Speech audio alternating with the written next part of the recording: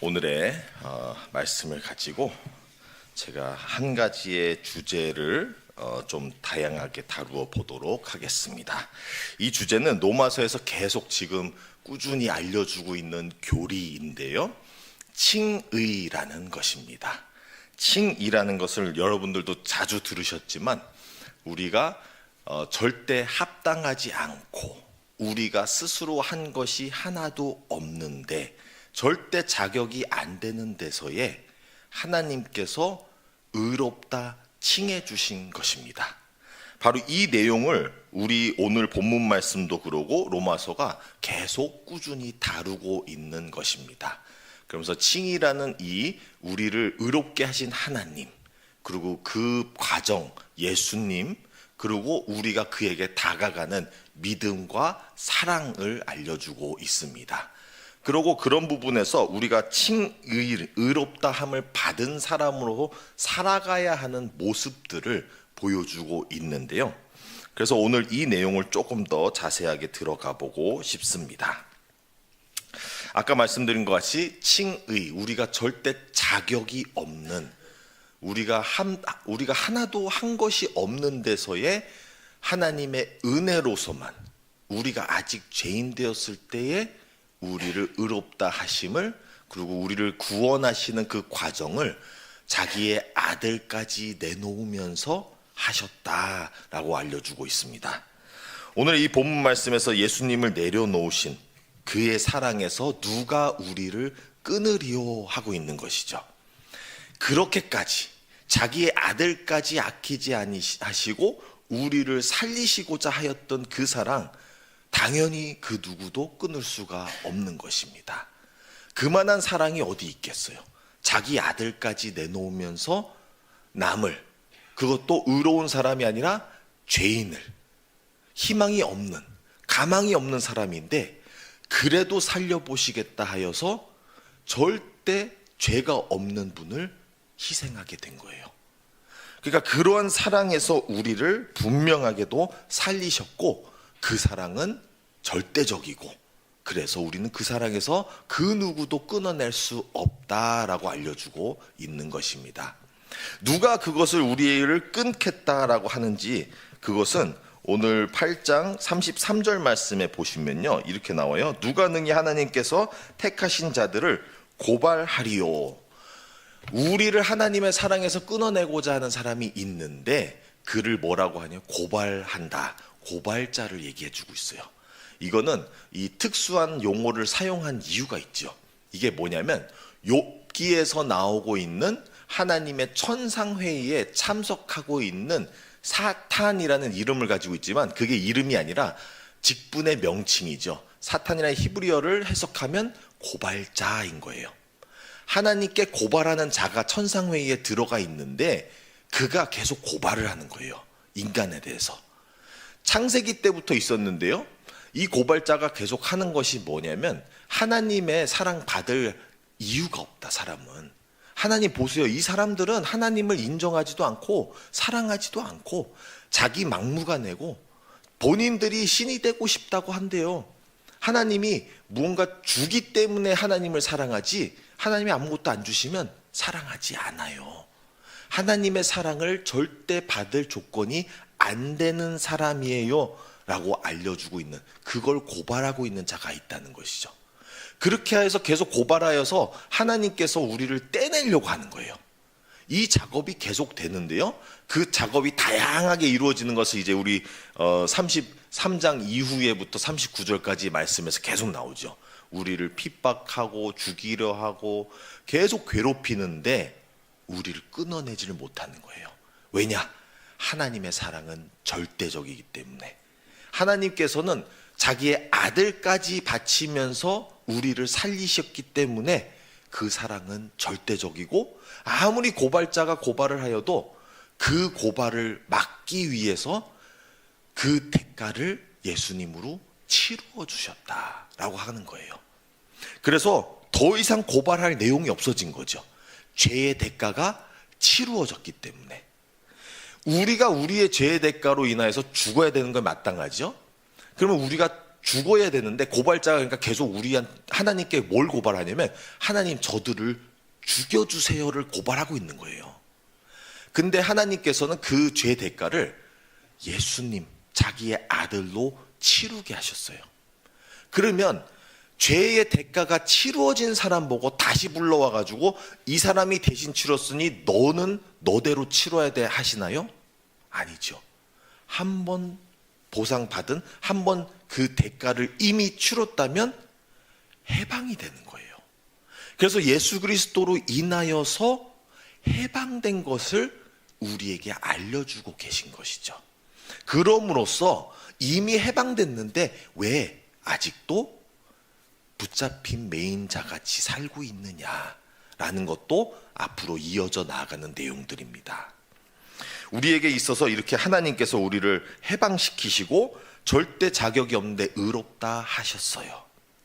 이거를 오늘 현대화 시대에서 보면은 굉장히 흔히 우리가 즐겨보고 있는, 예를 들면 드라마나 영화가 주로 이 배경을 다른 용어와 다른 이름으로 우리에게 다가오지만 똑같은 내용을 담고 있는 게 있어요. 그게 뭐냐면 신데렐라 이야기예요. 신데렐라 이야기를 보면은 가족에도 버림받고 못났고 하인같이 여겨지면서 자기 집에서 살아가고 있는데 아무 조건이 없는데 이 사람이 어쩌다가 이제 요정의 은혜를 받아 어디를 가게 되냐면 왕자의 파티에 가게 되죠. 그리고 왕자의 눈에 들게 되며, 근데 본인은 12시까지 집에 돌아야 되니까 달아나면서 구두를 남기게 되고, 그러면 그 구두를 가지고 왕자가 찾아다니다가 찾았다 해가지고 결혼을 하게 되죠.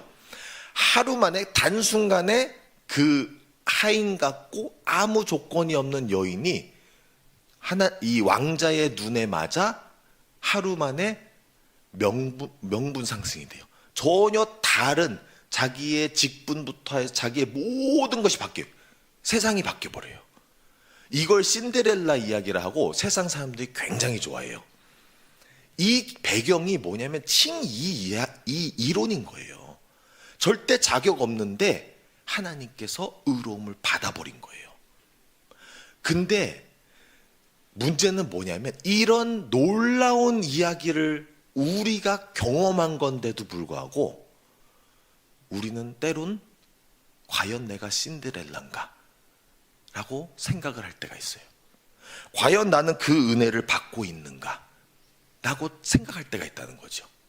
그러니까 오늘 본문이 계속 얘기하고 있는 것은 그 누구도 우리를 하나님의 사랑에서 떼놓을 수 없다고 하고 있는데 한 가지 단점이 있는데 뭐냐면 우리는 다른 어떤 것도 떼낼 수 없지만 우리는 그의 사랑에서 벗어나겠다고 할 때가 있다는 것이죠. 우리는 그 은혜를 누리지 못하고 모를 때가 있다는 것이에요. 우리가 하나님의 마음을 거절할 때가 있다는 것이죠. 문제는 뭐냐면 이 신데렐라 이야기와 칭이의 이야기를 두 개를 두고 보면 세상 사람들은 나는 칭이 필요 없어, 나는 신데렐라가 될 거야 이런다는 거예요. 왜 그럴까요? 돈이라는 게 붙기 때문에, 세상 명예가 붙기 때문에. 세상의 모든 것이 신데렐라 이야기는 부어지지만 칭이는 뭐예요? 칭이 바꿔도 우리 세상이 그렇게 크게 바뀌지가 않아요. 우리 세상 오히려 더 강한 박해가 올 때가 있죠. 그러니까 칭이는 매력적으로 보지 못하고 신데렐라 이야기는 매력적으로 보이는 거예요. 근데 우리 그리스도인들도 만약에 신데렐라 이야기가 더 내가 원하는 이야기고 칭이라는 거에 별로 감동이 없다면 우리도 살펴봐야 돼요. 과연 내가 하나님이 끊을 수 없는 그 사랑으로 베푸신 그 사랑을 우리는 가볍게 여기고 업신여기고 살고 있는 건 아닌가. 특별히 오늘 현대사회에 살고 있는 우리에게는 문제가 뭐냐면 오히려 박해가 왔더라면 신앙이 더 강해져요. 단련할 곳이 있어요. 그러니까 매일 매순간이 우리의 신앙의 신앙에 씨름하는 곳이기 때문에 계속 탄탄해지고 하는데 오늘 살고 있는 현대사회는 굉장히 달라요. 반대로 부유하고 편안하고 이 자리에 계신 분들보다 더 걱정되는 게 우리 다음 세대 청년들, 젊은이들, 그리고 아이들인 거예요. 이 아이들이 살아가고 있는 시대는 편안함으로 박해가 다가와요. 박해로 다가오지 않죠. 달달한 걸로 다가와요. 그럼 뭐가 되냐면 그 사랑에서 벗어나기가 쉬워진다는 것이죠. 사탄도 머리를 쓴 거죠. 박해를 하다 보니까 더 믿음이 강해져 해서 다양한 걸 시도하다가 보니 편안한 게 제일 좋구나.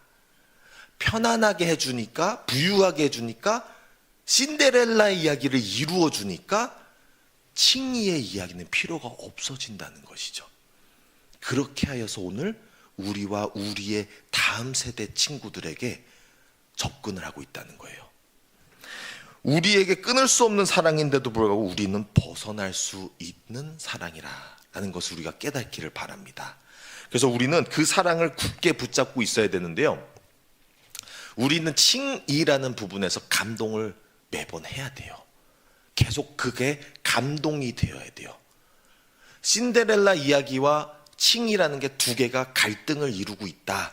하나는 영적 세상에서 이루어지는 거지만 보이지 않고 당장 이루어진 것 같이 보이지도 않고, 근데 하나는 이 세상에서 이루어지고 당장이고 세상의 부와 명예와 모든 것을 약속하고 있고, 이 두 가지의 이야기 사이에 우리가 세워져 있다는 것이죠. 예수님이 마치 자기의 사역을 시작하기 전에 광야에서 시험을 받던 그 내용이 뭐예요? 이 내용인 거예요. 이 두 가지 세상 안에서 예수님을 세워놓고 무엇을 선택하겠냐? 세상을 선택하고 나에게 엎드리면 다 주겠다라고 고발자가 꼬드긴 거죠. 근데 예수님은 거기 안 넘어가고 나는 하나님의 칭의, 영적 세상 하나님의 나라를 이루어야 된다 하고 선택하신 거예요. 그래서 이러한 칭의라는 하나님께서 우리를 자격 없는 우리에게 부어주신 그 은혜, 그 의를 기억하며 살아가는 저 여러분들이 되시기를 바랍니다.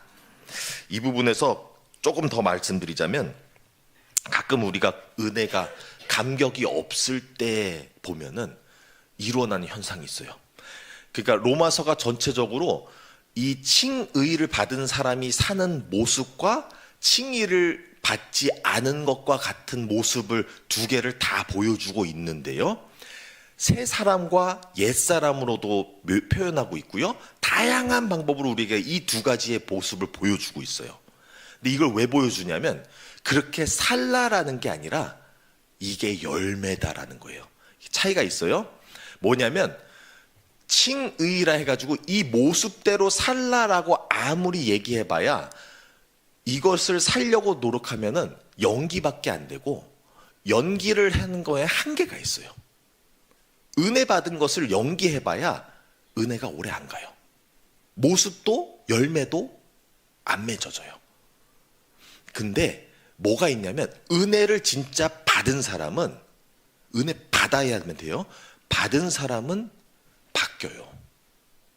은혜 받으면 바뀌고, 안 받은 사람은 아무리 노력해가지고 자기가 그 모습을 하려고 해봐야 연기밖에 안 되고 핵심을 놓치기 때문에 몇 부분에서는 비슷하게 보일 수 있으나 나머지는 자기의 세상 사람으로, 자기의 옛 사람으로 자기의 모습대로 살아가는 거예요. 은혜를 받아야 돼요. 이 은혜를 잊지 말아야 돼요.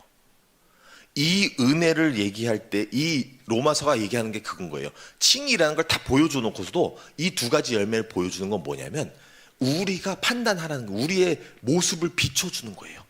우리가 이 모습이냐 저 모습이냐, 그걸로 인해서 우리가 하나님의 사랑에서 하나님의 사랑에 거하고 있는 자냐 아니면 벗어난 자냐라는 걸 구분하라는 거예요. 비춰주고 있어요.